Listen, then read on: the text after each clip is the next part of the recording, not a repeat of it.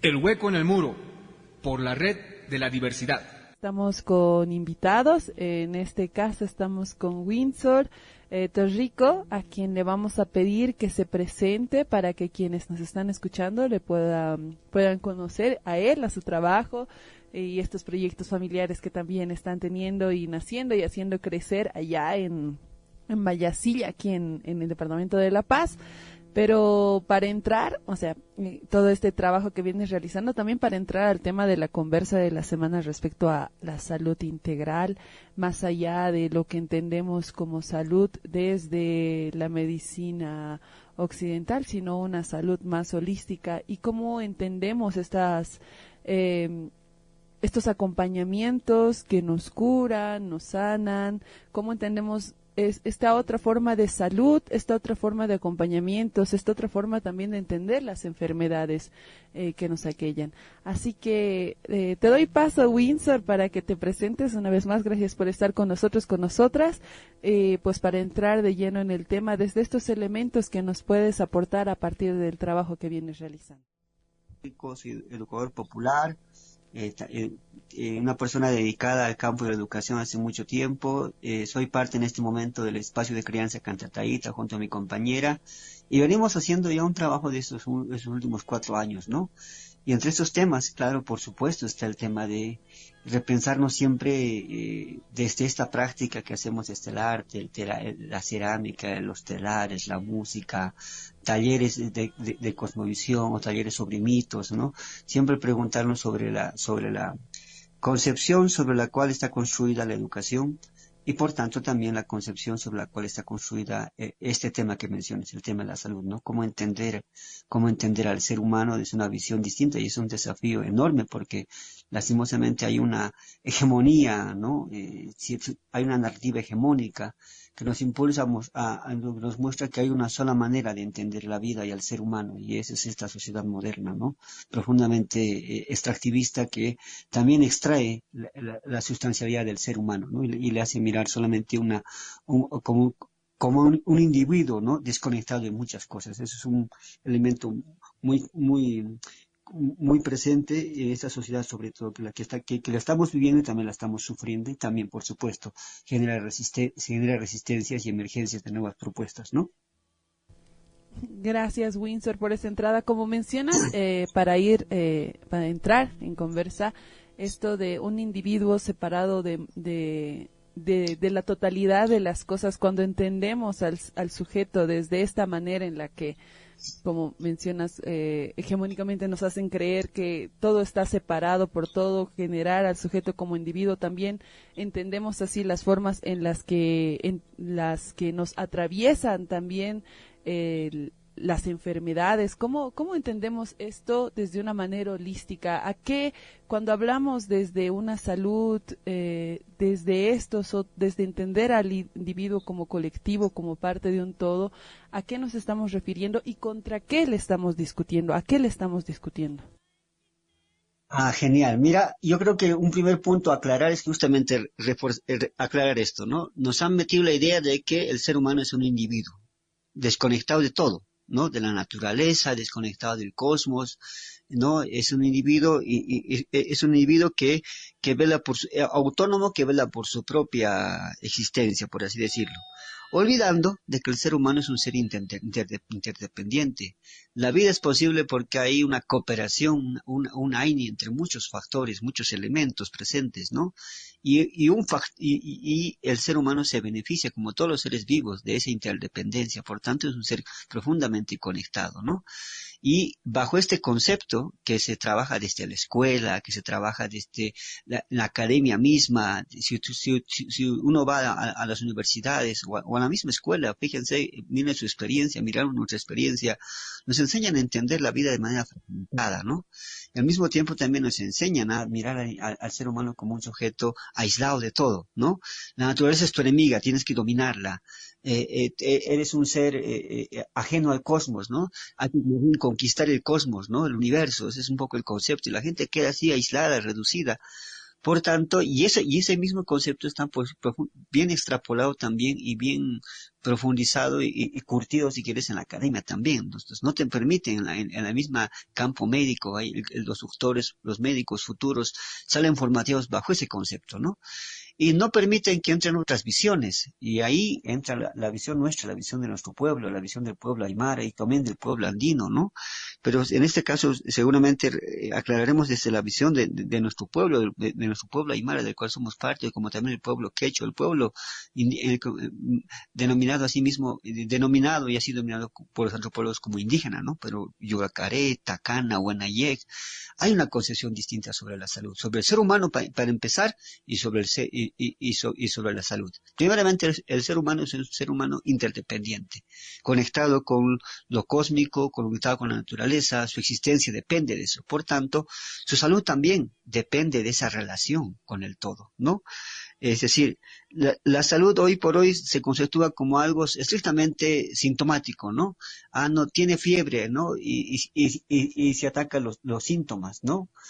Se ataca los efectos, digamos, que uno observa, ¿no? Y para eso hay toda una industria médica, por así decirlo. Entonces, tienes gente que puede tener cáncer, puede hepatitis, puede tener otro. Lo único que hace la gente es inyectarle un conjunto de ¿no? Profundamente, ¿no? Y esos fármacos, y, es- y- fármacos, y evidentemente terminan dañando a la persona. Pero no se ponen a analizar que la persona al ser una visión integral, ¿no? Al aislar esta visión integral, desconocen los otros factores que entran en juego. En nuestra manera de entender de nuestro pueblo y en lo que uno va aprendiendo, va observando, por ejemplo, hay una frase, ustedes han debido ver esta frase popular muy enraizada en nuestra cultura, ¿no? No pienses mucho, ¿no? ¿Qué habrás hecho, pues, para estar así, ¿no? ¿En qué estarás andando, ¿no? Te dicen eso popularmente nuestras madres, nuestras abuelas, digamos, ¿no? ¿Por qué? Porque evidentemente lo que estás viviendo es en parte también fruto de tus acciones, fruto de lo que estás pensando, fruto de lo que estás proyectando, fruto de lo que estás. Por tanto, dice, no pienses mucho, no estés muy preocupado. Eso es un factor bien importante que tiene que ver con tu singularidad como sujeto. Lo que piensas, lo que haces, ¿no? Hace parte de lo que la preocupación te puede enfermar, por ejemplo, ¿no? La gente dice, no te preocupes mucho, ¿no? Te vas a enfermar, ¿no? No pienses tanto, ¿no? Pero también la gente mira cómo te estás vinculando con tu entorno, con tus otros, con cosas, ¿cómo se dice? Sujetos de tu entorno, ¿no? ¿Cómo están esas relaciones afectivas, ¿no? Emocionales, familiares? ¿Cómo está ese tejido, esa constelación que te gira, ¿no? Si tú estás bien con ese entorno, si estás equilibrado, ¿no? Aquí el concepto de equilibrio entra fuertemente en este concepto de salud, ¿no? Siempre tiene que haber un equilibrio. Pero además entra aquí otro factor bien interesante que tiene que ver con tu ancestralidad. ¿Qué estás cargando de tu ancestralidad? ¿No? ¿Qué pendientes hay de tu ancestralidad? Nos han enseñado que el sujeto es un individuo, por tanto desconectado de su pasado y más conectado con un futuro que ni lo conoce. Lo cierto está que somos sujetos profundamente conectados con nuestra familia, nuestra ancestralidad, porque venimos, digamos, de una memoria larga, ¿no? Entonces, se dice popularmente, dentro de la sabiduría que te van compartiendo la gente mayor, ¿no? Que tú no estás desconectado de tu ancestralidad, ¿no? Eres más bien el eco de esa fuerza, de esos dolores, de esos pendientes que hay en la familia. Puede ser en tus padres, puede ser en tus abuelos, en tu ancestralidad. Y si ha habido mucha violencia, mucho dolor, mucho maltrato, hay un eco que resuena en una frecuencia distinta y puede llegar hasta ti, ¿no? Ya sea para que tú seas la persona que tiene que resolver, o ya sea porque tú para que te des cuenta y terminas haciendo frente o sencillamente viviendo las consecuencias de ese eco, digamos, ¿no? Que hay ahí. Eso es otro factor bien importante. Lo otro tiene que ver con tu relación con tu entorno, ¿no? Acá dicen mucho, ahí escuchado esta frase, "Hani huele kiti", ¿no? Armasiña, ¿no? No te olvides de tus abuelos, no te olvides de tus ancestros, ¿no? Esta canción que ahorita me, me retumba en la memoria, ¿no? No te olvides de tus achachiras, no te olvides de dónde eres. Y ese concepto no es solamente Aymara, ese concepto está muy presente en la visión de muchos pueblos. Recordarte de lo que eres, de tu identidad, de dónde perteneces, de tu territorio es importante. Y acá en el caso de los Andes, en el caso Aymara, está fuertemente el tema de mirar sobre todo tu relación con los achachilas, con las aguichitas, con las montañas, con los nevados, porque al ser un sujeto interdependiente, tu existencia también depende pues del agua, depende de las montañas, depende del nevado, depende de la lluvia, depende del sol, depende. Entonces, hay una relación que hay que cultivar. Y si tú en esa relación te has olvidado, no has cultivado una relación, evidentemente ahí diríamos, no sé si la palabra exacta es, aunque puede sonar muy moralista y muy católica, ¿no? Consecuencias, ¿no? Ahí hay que tener cuidado con esta palabrita, ¿no? Pero hay un efecto, ¿no? Entonces aquí los mayores te dicen, no, estás mal porque te has olvidado pues de tu camino. Esa es la frase que te dicen, ¿no? Te has olvidado de quién eres. Mira, no, ya no ofrendas a la Pachamama, diríamos en concepto aymara. Pero seguramente si uno mira otros territorios, habrá tal vez una similitud, frases cercanas a esto que yo digo, ¿no? Entonces, la salud de nosotros está profundamente, está profundamente relacionada a nuestras relaciones. Uno, con nosotros mismos, con nuestra ancestralidad, con nuestra con nuestro entorno, ¿no? También con nuestra propia, vamos a decir, con todo también lo que pensamos y hacemos. O sea, un sujeto visto de esa manera te saca de foco esta permanente cizaña que te han metido, ¿no? Que eres sujeto individuo. Por eso cuando uno va al médico le dice, mi hijo se ha animado, se ha enfermado. El médico mira, sí, muy bien, y a veces no encuentran solución, ¿no? Pero dicen, no, me han dicho que es ánimo, le dicen al médico, y el médico dice, no, eso son creencias, no sirven. Pero resulta que el médico no encuentra respuesta, y la guagua sigue enferma. Entonces hay hermanas, hay madres, hay abuelas, tías y todo, y que a veces en ese saber popular preguntan y la gente le dice, no, pero vaya a ver a un curandero, vaya a ver una mauta. Y la mauta revisa y dice, no, es que a tu guagua se ha caído el ánimo, se ha asustado. Entonces ha habido circunstancias que energéticamente le han desequilibrado. Hay que volver a armonizar eso, por tanto hay que llamar el ánimo. O puede ser que la guaguita ha ido a un velorio o ha ido a un lugar muy pesado, en mala hora, y le ha entrado casca, ¿no? O algunos dicen le ha agarrado la tierra, ¿no? Hay cierto saber que la academia desconoce, ignora, y en esa ignorancia también niega, ¿no? Yo creo que estamos en un desafío enorme de luchar con una academia profundamente colonial, eurocéntrica, y empezar a construir digamos, un pensamiento propio. Y aquí tenemos un saber popular, tenemos sabiduría, más que solamente saber, hay sabiduría en nuestro pueblo, y desde ahí hay que empezar a retejer para empezar a repensar la salud, justamente a partir de esos factores que te digo, ¿no? Porque es así como popularmente si la gente va reconociendo. Entonces la gente dice, cuando al curandero, a la mauta o una persona sabedora, no, es que llámale a tu ánimo a tu guaguita, sus ojitos están hacia adentro, llámale. Y claro, la mamá sigue el protocolo, las pautas que le dicen, y la guagua se sana, ¿no? O de otros temas que podemos hablar. Entonces, hay una visión distinta, ¿no? Para la gente que nos escucha, y eso es lo que hay que empezar a recordarse, porque ahí está nuestra memoria, ¿no? Y te diría inicialmente esto, a manera de provocar y sabiendo de que lo que intentamos hacer ahorita es un poco invitar a la gente a que recuerde lo que sabe, lo que conoce y que pregunte en esa memoria larga que seguramente hay en esa constelación familiar, ¿no? Dentro de esta memoria larga que mencionas, Windsor, y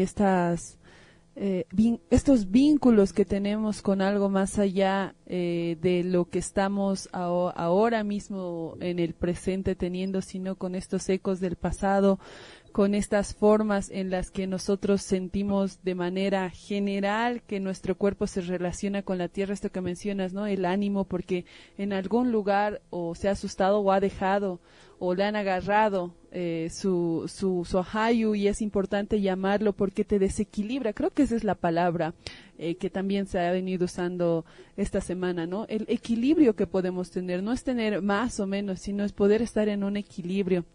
Recuerdo que unas compañeras afrodescendientes de la Amazonía de de Colombia nos mencionaban que allá veían mucho el tema del mal de ojo y nos mencionaban que hay esta enfermedad por mal de ojo porque te desequilibra que alguien te esté viendo mucho y nos hicieron hacer, recuerdo esta prueba, siéntanse profundamente miradas por alguien y dígame si no se desequilibran.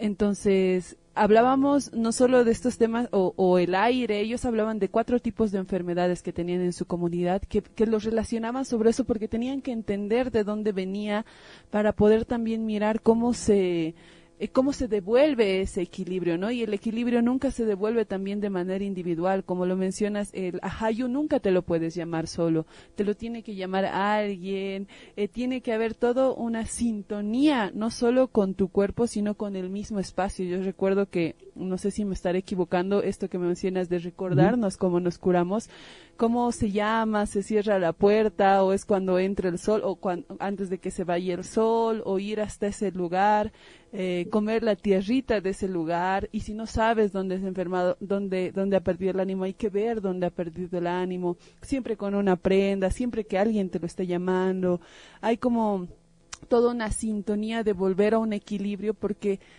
mientras no estés equilibrado, es como andar chuequito, ¿no? Siempre parece que te va a terminar yendo mal. Sí, sí, sí, tienes mucha razón. Ahorita me haces acordar una cosa bien interesante, ¿no? Y esto que digo, si bien refiero a este territorio, quiero que se entienda que no es solamente algo exclusivo de este territorio, Aymara. Es propio de las culturas ancestrales, milenarias. Y en este abanico podemos encontrar tanto en Bolivia, nuestras culturas tanto en la Amazonía, quechuas, tacanas, mocetenes, ¿no? Hace tiempito conocí a un mocetenes y la manera como ellos te hablan de entender la vida es muy cercana a la nuestra, ¿no? Pero sus elementos son muy particulares, ¿no? Y lo que comentas de esa experiencia, por supuesto, que si acá cuando alguien se enferma y sobre todo el ánimo, es la mamá la que puede llamar y si no, puede recurrir a una persona entendida en el tema, una mauta, un colliri, ¿no? Un yatiri, ¿no? Y se lo hace generalmente con la ropita, con el chulito de la guaguita o su chompita, ¿no? Con campanita y se hace cuando el sol dice que cuando a las 6 de la tarde el sol se está yendo a descansar, en este caso en nuestro territorio, es también cuando todo se va a descansar. Por tanto, cuando el ánimo de la guaguita se va agarrado en un lugar, ya sea en vertientes, ya sea, ¿dónde puede quedarse el ánimo de la guagua? Ya sea en lugares cachanchados, de tierras, ¿no? Lugares de vertientes, por eso dicen, no te asustes, no te caigas en lugar de vertientes, donde hay laguna, ¿no? Porque hay también elementos particulares, ¿no? Seres ahí presentes, ¿no? O en un cementerio, de repente, en algún susto que le han hecho a la guagua asustar, de repente, y ahí la guagua se ha asustado, ¿no? O se ha caído también, y justamente el lugar puede ser pesado. Entonces sí, la maestra, la mayor, lo que hace es ver en coquita, ¿no? Y saber y preguntar, y ahí van engranando elementos, y cuando son las 6 de la tarde, lo que hace es justamente con su ropita, con algo que le gusta a la guagua, ¿no? Llamar, ¿no? Vente, vente, vente, vente, mañana, ¿no? Ánimos, corajes, llama, y de repente, clarito es la señal, aparece aquí yo conozco como chaisita, ¿no? Ese pajarito pequeñito, ¿no? Debe tener un nombre particular, pero así se reconoce. En otros lugares lo que hacen es armar un bracerito, si es a qué hora, dependiendo, si hay urgencia, emergencia, se hace de otra manera. Hay otros procedimientos también, no hay uno solo, ¿no? Pero eso está en la memoria de nuestras mamás, nuestros papás, nuestras abuelas, nuestras tías, hermanas, está en la memoria. O cómo recurrir a otras, cómo llamar el ánimo de alguien que está enfermo, por ejemplo, ¿no? La gente sí, no se puede negar, hay enfermedades muy concretas de este presente, ¿no? Fruto de, se lo expresa en la parte física, ¿no? La parte física se expresa. Pero mientras la medicina convencional se concentra solamente en la parte física, se olvida de esta otra parte ritual, de la parte espiritual, que hace también al ser humano, ¿no? La academia, esta visión hegemónica nos ha negado, nos ha hecho entender cuerpo, alma como algo distinto. Es el concepto que se maneja, ¿no? Cuerpo, mente, ¿no? Como algo distinto. Entre comillas, alma también algo distinto.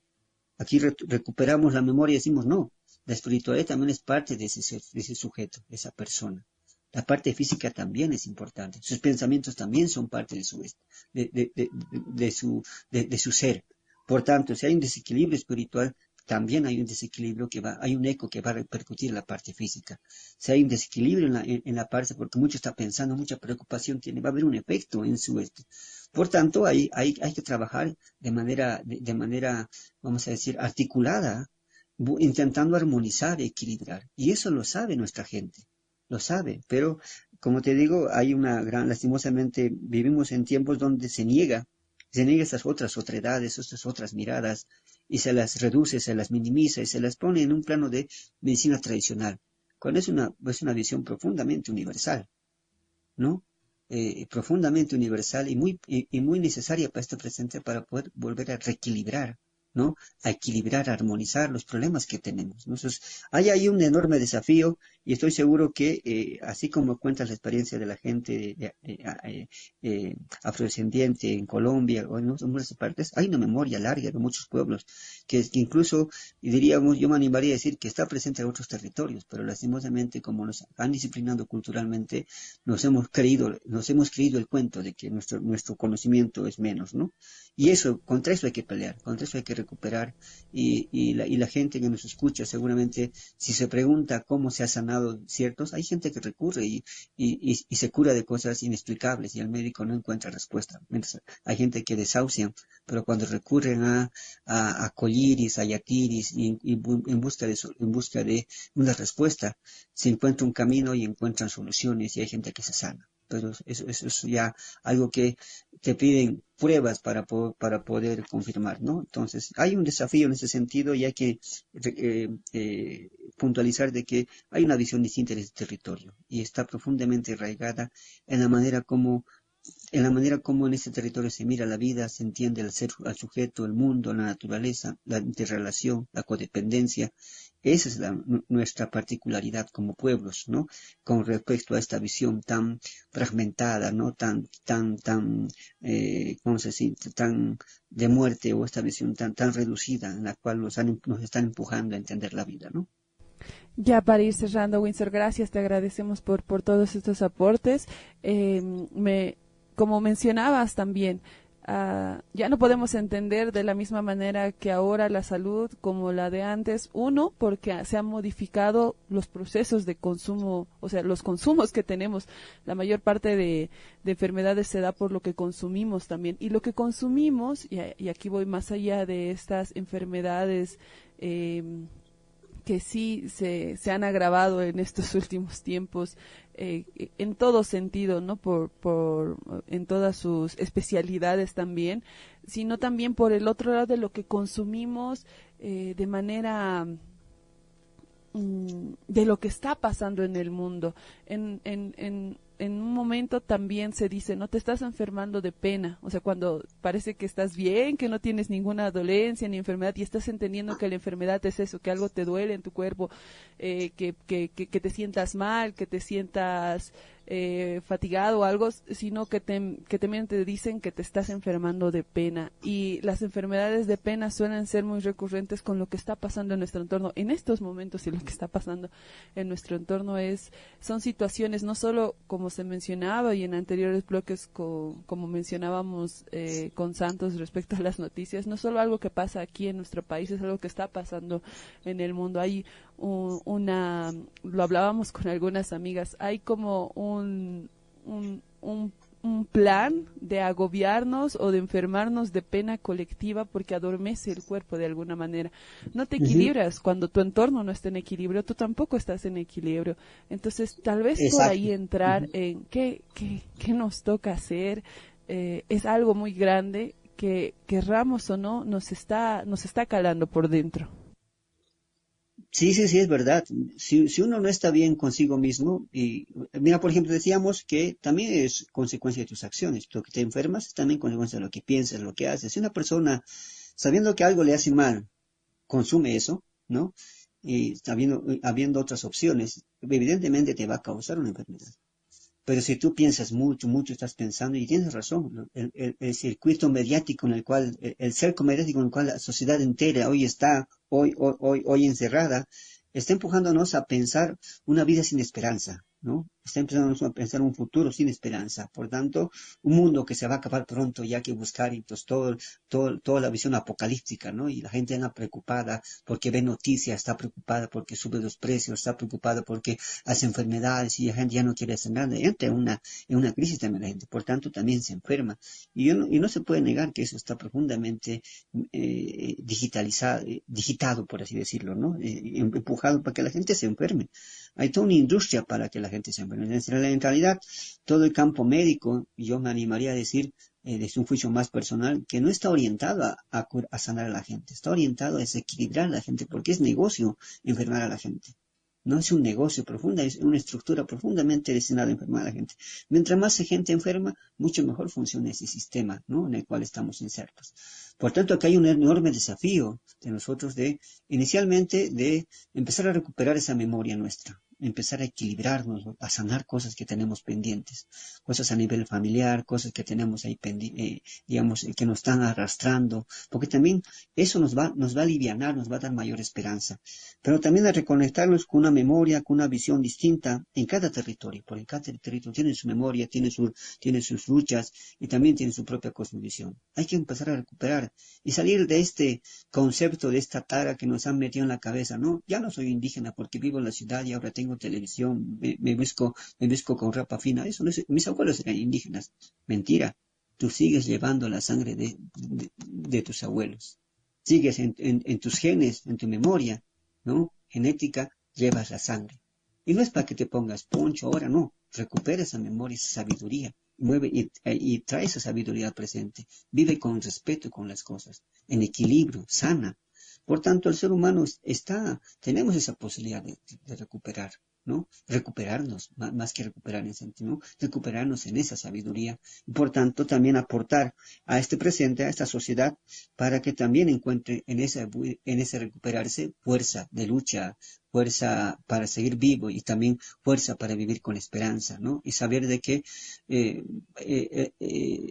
hay formas, ¿no? Y esas formas justamente están entretejidas con todo lo que somos. Por tanto, hay que recuperar eso que somos, buscando, y recuperarnos y encontrar que también hay resistencias para hacer frente a esta visión tan, no sé si la palabra es, esta visión tan necrófila en la cual nos están empujando a toda la humanidad, ¿no? Eso te diría yo, muy contento por la entrevista, por la conversa, y espero que esto aporte pues a toda la gente. Nos invita a recordar, ¿no? Lo que tenemos pendiente, que sanar, que curar a nivel personal, familiar, lo que tenemos que reconectarnos, y eso nos va a dar fuerza para seguir y saber que si somos seres independientes, por tanto también mi existencia es codependiente con otros seres, con los que vienen, con los que están por venir, ¿no? Porque en este momento, esta generación, todos los que nos escuchan, dense cuenta que somos ahorita una generación que somos los abuelos, los bisabuelos de la gente que va a venir, de la nuestra. Entonces, por tanto, hay que dejarle un mañana, hay que dejarle un mañana con mayor esperanza. Y en ese camino hay que armar, pues, ¿no? Otras narrativas, hay que discutir esas narrativas para que les ahorremos el camino de la lucha, ¿no? Gracias, Windsor, por todo esto. Esperemos reencontrarnos otra vez en este espacio y en otros. Y pues un abrazo fuerte hasta allá, hasta los procesos que vienes realizando, hasta un siguiente encuentro. Y aquí nos vamos a una pausita en la radio. Muchas gracias, hasta pronto.